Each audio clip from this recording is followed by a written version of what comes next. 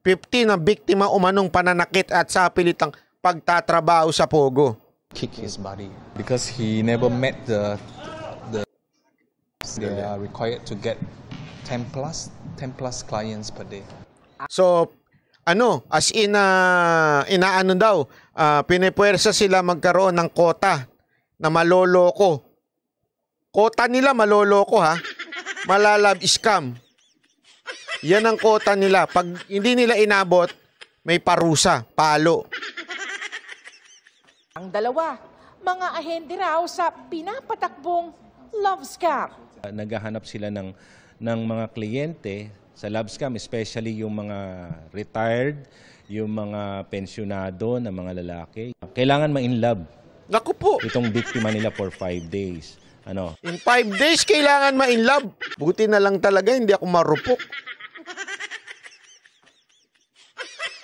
Hindi, kasi alam mo maraming ganyan, nagme-message sa'yo, tapos ang profile pic, parang ang gagandang mga babae.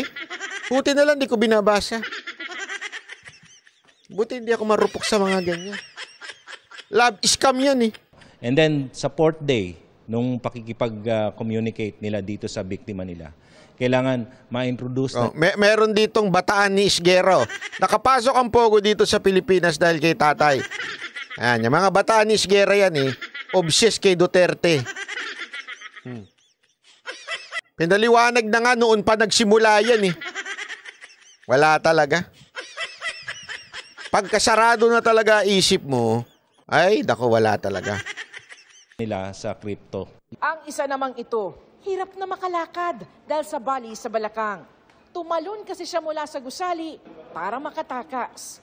Nauna na kasi siyang tumakas sa isa pang Pogo sa Pampanga. Nako. Pero sa pilitang kinuha para sa Pogong ito sa Pasay. Tumalon siya sa bus. Parang may nakakita ng mga... Tapos dinala siya doon sa Gala Station. Tapos doon kami, na-detain kami doon ng 7 days na yata yun. Tinubos sila doon. Binalik kami dito. Baka i-refer namin for investigation, most likely sa NBI, para malaman kung totoo ba yung kwento at kung may pananagutan ba dapat yung mga pulis na sa kanya. Kita nyo? Nakatakas. Ibinalik sila. Doon sa opisina. Ang gago, di ba? Yan yung sinasabi ni Alunan. Ang talagang tunay na kaaway natin ay hindi ho yung ibang lahi. Ang tunay na kaaway natin ay yung mga mismong kababayan natin na nakukurap ng ibang lahi. Isipin mo, tumakas na nga yun, no? Tapos ibinalik pa. Kaya dapat talagang imbestigahan yan. Kasi sa totoo lang they are corrupting yung ating mga kapulisan. Hindi ko nga maintindihan kung kapulisan lang ba na-corrupt nila o pati immigration. At kaya sila malaya nakakapunta dito. Diba? Antindi. Sinusubukan namin makuha ang pahayag ng Quezon City Police District tungkol rito. Pero wala pa silang tugon. Matinding takot raw ang dahilan. Kaya sinubukan niyang tumakas mula sa Pogo sa Pasay. Kanino po siya takot at ano yung kinakatakot? Sa boss, baka anuhin siya. Baka bugbugin. Kung binubugbog, ganun lang. Kinukuryente. Sinasampal, ganun. Binapalo. Pag may kasalanan sila, yun binubugbog. Samantala, samot-saring kontrabando ang diniskartehang maipasok sa gusali. Tulad ng alak na inililipat sa bote ng mineral water. At sigarilyong ipinasok sa lalagyan ng cup noodles. It's no me, I don't know. 27 pulis kasama ang mismong Chief of Police ng Pasay ang pansamantalang inalis sa pwesto habang iniimbestigahan. Alam mo, at least talaga medyo pati ho yung Chief of Police ng Pasay natanggal sa pwesto. Ulitin natin baka sabihin na naman na iba, pwesto lang naman yan, lilipat lang naman. Tandaan natin, yan ang unang step na pwedeng gawin ng PNP chief o ang liderato ng PNP. Tandaan natin, hindi basta-basta silang pwedeng tanggalin. Kailangan silang makasuhan muna.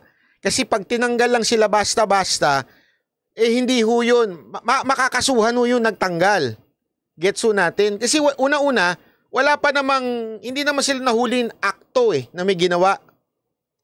Ngayon, iniimbestigahan pa lang at kung sasampahan man, I do not know kung sasampahan man ng kaso ng PNP, itong mga PNP chief ng Pasay, kailangan nilang patunayan na talagang they were involved. Di ba? Yun yung tinatawag na process. Kailangan talaga niyan. Hindi naman po pwedeng tanggalin kagad. Kasi iba dyan, masyadong wala akong alam sa proseso Hindi, tanggalin kagad dyan. Nandali ho, kailangan mo munang makasuhan yan bago matanggal. Or else, yung magtatanggal, makakasuhan. Gets natin? Possible neglect of duty, how come hindi po nila na-detect yung presence ng mga illegal activities dun sa areas. Dati nang sinabi ng PAOK na nangbigay ng paunang intelligence sa lugar ang Pasay Police. Nakita ninyo? Kasi yan, tulad niyan, halimbawa, ang nagbigay naman ng intelligence, kasi ang dahilan po kasi ng narinig ko yung PNP chief ng yung chief of police pala, hindi PNP chief.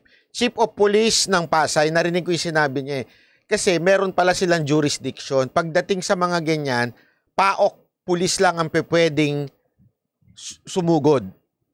Kasi mate-technical sila. Naintindihan natin? Mate-technical.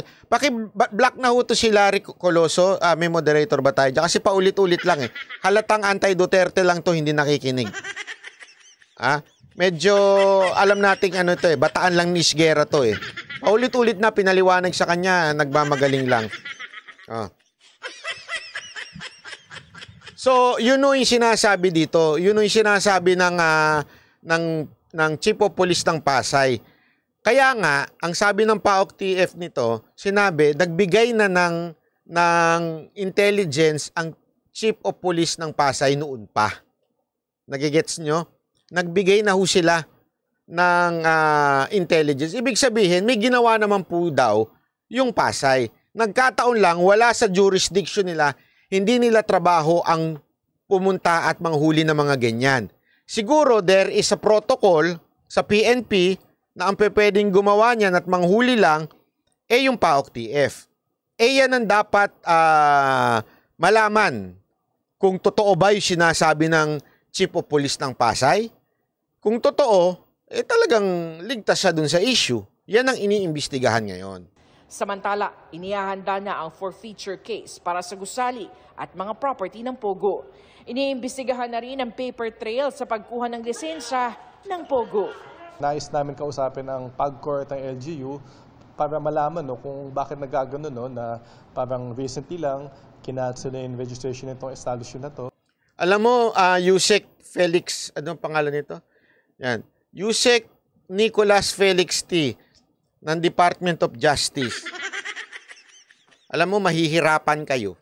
Maniwala ka sa akin. Sa dami ng pumapasok dito, mahihirapan kayo. Sabihan mo na lang yung boss mo, Sir, baka pwede nating patigil muna. Pahirapan naman makapasok itong mga inchik. Di ba? Siguro maganda yun. Magandang sabayan mo yung sekretary mo.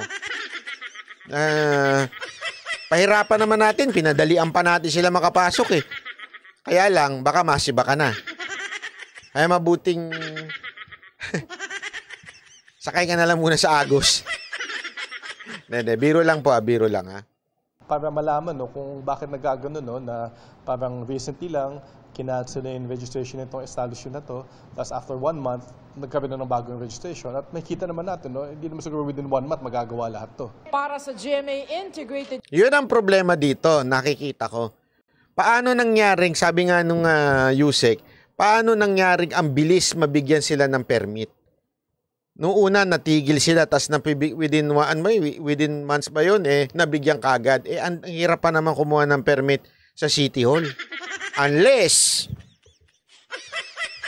hindi natin sinasabi yung mayor kagad ng Pasay, maaari kasi tandaan natin na lawakan din natin ng isip. Minsan kasi yung mga ganyan, hindi na yan pinakikialaman ng mayor. Usually, yung mga tauhan niya sa baba na yan Diba? Hindi natin alam. Pero gayon pa man, dapat imbestigahan yung LGU ng Pasay. Paano nakakalusot yung ganyang negosyo dyan? Diba? Yan dapat tingnan natin.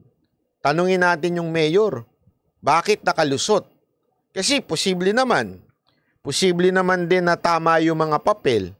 Diba? Malay natin, tama naman yung in-applyan. Mali nga lang yung ginagawa. So, there should be a way for the municipal authority o sa LGU to check kung tama ba yung permit na ibinibigay o yung dokumentong isinasagmit ng mga POGO. Dapat dalawin nila. Kailangan maging proactive sila. Puntahan talaga nila, siguraduhin nila na tama yung permit. Kasi alam mo, hindi mo naman ano yan eh. Halimbawa, legal ang POGO sa Pilipinas as of now. So mag-a-apply sila as POGO.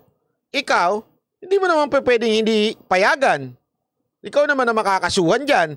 Kailangan mong payagan kasi sa ngayon, legal ang POGO. Ang tanong lang, after nilang mag-submit ng mga documents nila, dapat ifa-follow up din ng municipal o ng LGU. Follow up nila. Yung mga sinagmit nyo ba, yung mga sinabi nyo ba, ay talagang yun din talaga ang ginagawa dyan. Legit ba yan? Kasi ngayon nahahaluan na eh. Yung POGO nagiging crypto-crypto na. Huwag kayong puro crypto-crypto, kawawa niya si Superman.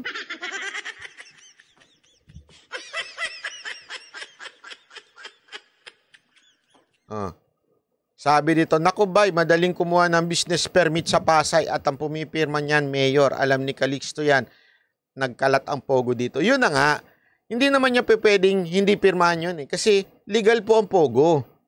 As of now ha, ang punto dito, sana i-follow up nila. After nila mabigyan ng permit, dalawin nila. I-check nila, POGO lang ba talaga to? O may nangyayaring prostitution dito? O may nangyayaring crypto dito? Dapat i-double check. Dapat maging proactive na ngayon ang Pasay. So, nananawagan tayo sa Pasay, sa mayor ng Pasay na si Calixto, na sana ho, maging proactive po tayo kasi mukhang nalulusutan ho kayo diyan sa Pasay.